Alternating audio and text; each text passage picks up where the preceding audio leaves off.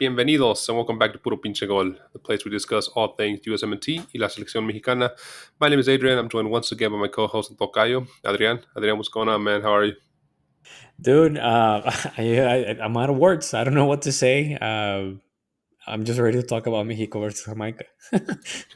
Yeah, man. What a match. Before we get into it, man, why don't you remind our listeners about our 250 sub giveaway? For sure.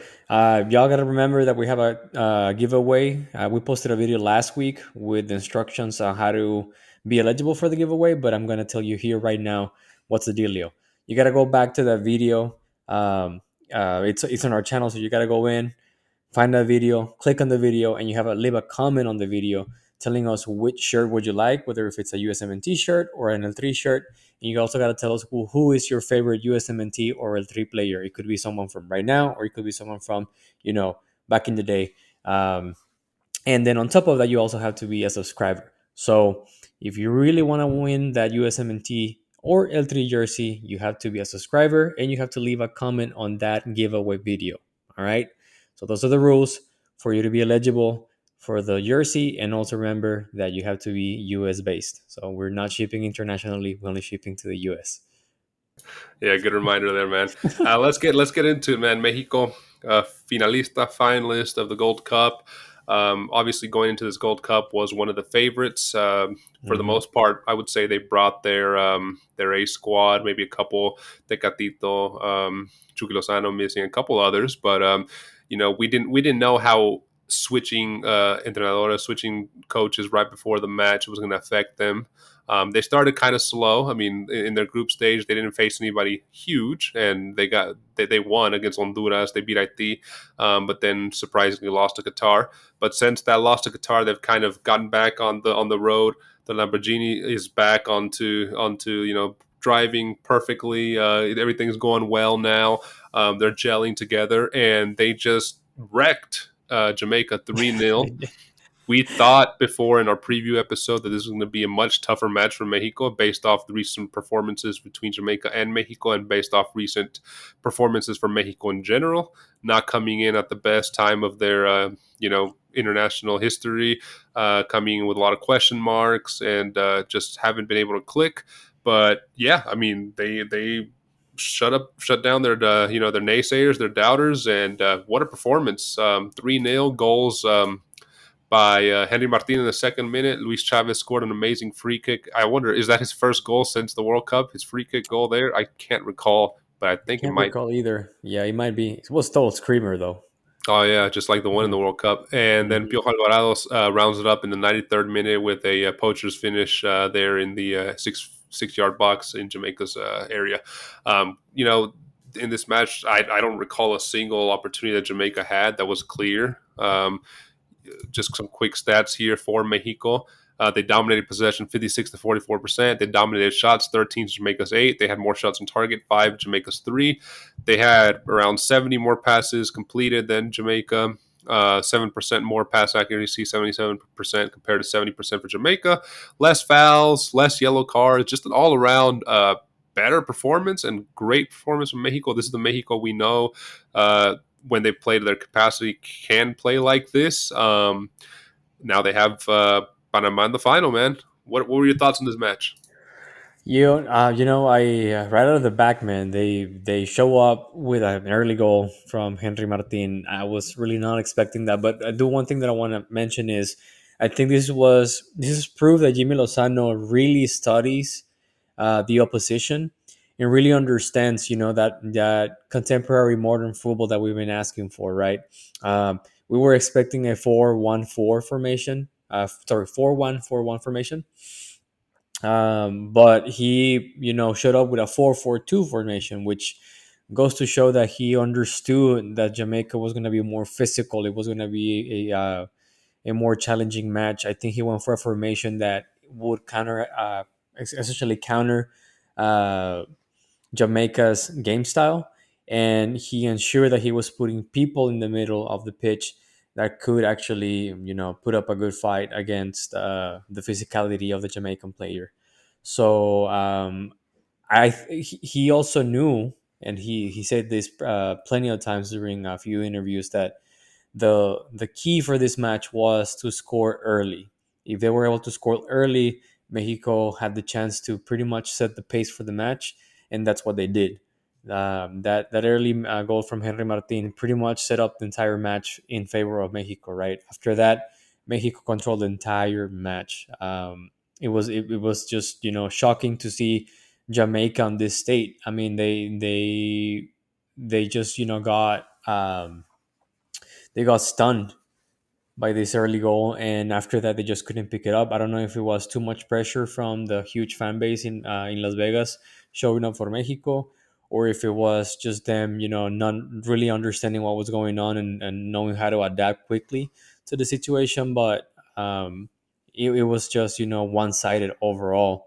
If we put a scrutiny lens on the match and go through each one of the players, I mean, there's of course always things to improve, areas of opportunity. But I was really quite surprised to see Eric Sanchez as a forward and not as a midfielder. That's something that I was not expecting whatsoever. I'm pretty sure Jamaica was not expecting that, but he did a decent job as the second forward, being the first time he plays there.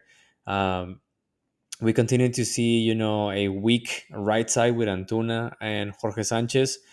Albeit this match wasn't necessarily their worst match, and we did like Jamaica didn't actually ask too much from them on that right side, even though Leon Bailey was on that flank. But if I had to make a critical, or if I had to be a critical about this match and say something that Mexico can improve, will be the right side again.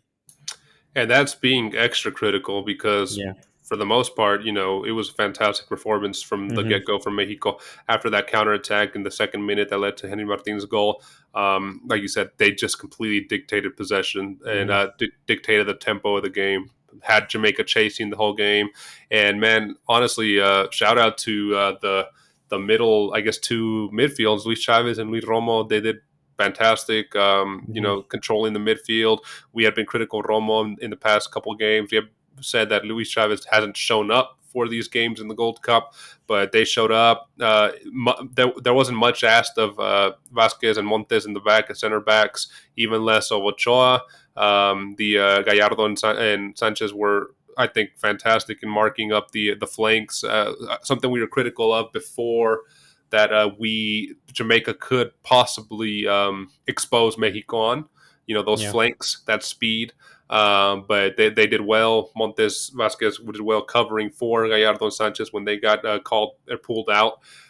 It's just an all around complete game that you could see the spirits completely different for Mexico versus 30 days ago when they were still in the rut of the Coca era. Hmm. It's starting to all click, and Jaime Lozano, if he wasn't guaranteed the job after this Gold Cup, assuming he wins the Gold Cup, I mean, he's making a big case for himself to the directivos of how he can adapt his formations to depending on who he's facing, who's in front of him, surprises like with Eric Sanchez forward, and he gets goals from not just his forwards, right? He gets goals from midfielders. He gets goals from Hmm. off the bench. So it's all starting to click. And now they have a final to look forward to on Sunday, man.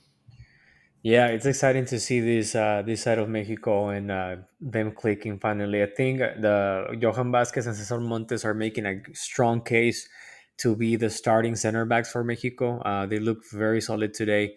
I think Johan Vasquez overall has been the best defender in the entire Gold Cup for Mexico.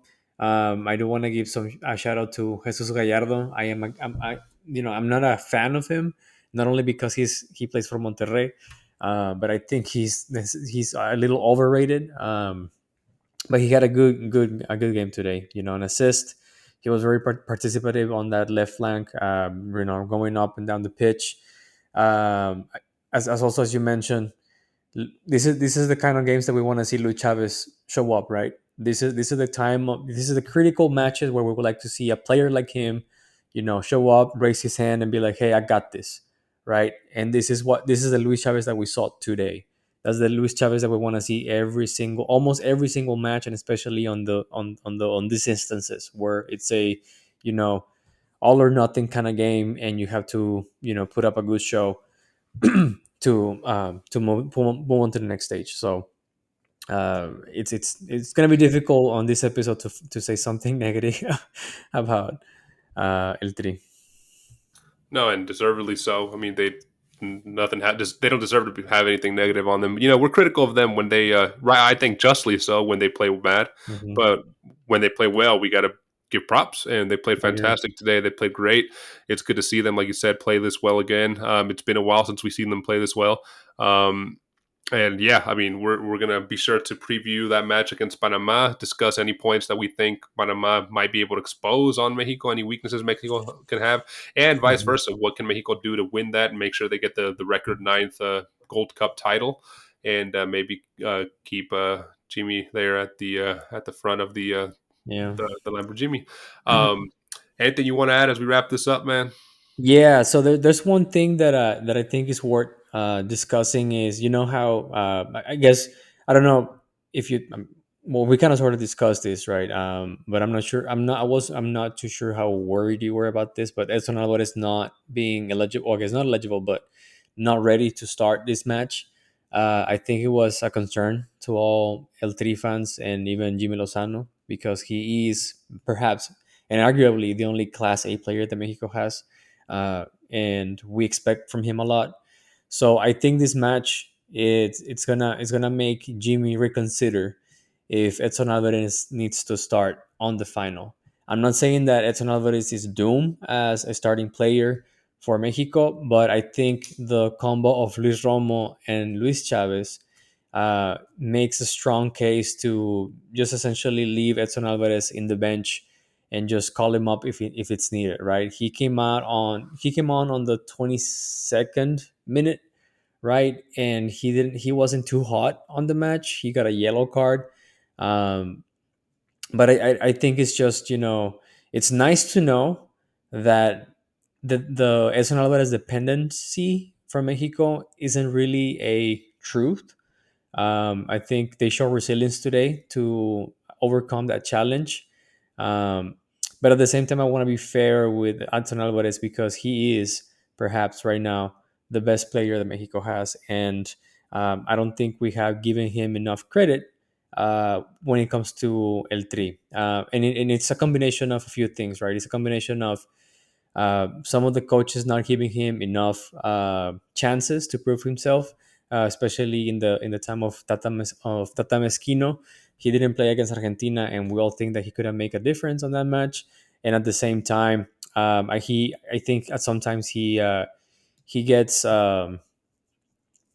he gets a little out of the zone in the sense that he starts to essentially just kick kick the opposition, uh, commit stupid fouls, and just loses himself in that mental game, right? So I think it's a good discussion point to say, do we want to have Edson Alvarez on the next match or not? Yeah, for sure. Nothing against Alvarez, like you said, he's a fantastic player. It just it gives Jimmy options, right? Gives him Exactly. a new formation now that he can call in a pinch. Say, Hmm. okay, Edson Alvarez, we have to adapt to this player. We know your capabilities. We know what you're capable of, but we feel that we don't drop in quality if we go with Luis Romo and Luis Chavez here in the midfield. It's just going to be different tactics. So yeah, I mean, there's opportunities there for Jimmy to not have that over reliance on Edson Alvarez and be able to count on others that when necessary for sure. Yeah, Um, yeah, man, it was a good match all around from Mexico. Like you said, can't really name anything bad here. I would say you said Alvarez came in the 22nd minute. He came in the 72nd minute. okay, sorry, yes, 72nd Yeah, minute, not 27 minute, my bad. yeah. But Dyslexic much. just like I say, hey man, it's late. But yeah, hey, as we wrap up, man, why don't you tell our listeners where to find us, and if you want to give them a quick reminder one more time about the giveaway, that'd be awesome. For sure. Don't forget that we're giving away a USMNT shirt or an L3 shirt, right? So if you want to be eligible for that giveaway, make sure that you go to our channel, find our giveaway video, go to that video, and leave a comment stating whether you want the USMNT or L3 jersey, and also letting us know who's your favorite USMNT or L3 player. Just make sure that it's not Orel Antuna because we're not a huge fan of him. Um, Given said that, you can also you can always find us on YouTube. Don't forget to subscribe, hit the like button, and turn on the notifications. You can also find us on Apple Podcast, Spotify, or wherever you get your podcast on. Last but not least, you can also find us on Twitter and Instagram at Puro Pinche Gol. We post stuff every now and then. Yeah, be sure to keep it here on Puro Pinche Gol as we come to an end of the Gold Cup. We're going to have our Gold Cup preview, final preview for Mexico Panama, and then of course our reactions to the final after the match on Sunday. So make sure you stick here with Puro Pinche Gol. Adrian, man, it's been a pleasure with you again, my brother. I'll see you in the next one. Take it easy, my friend. See you, man. Bye.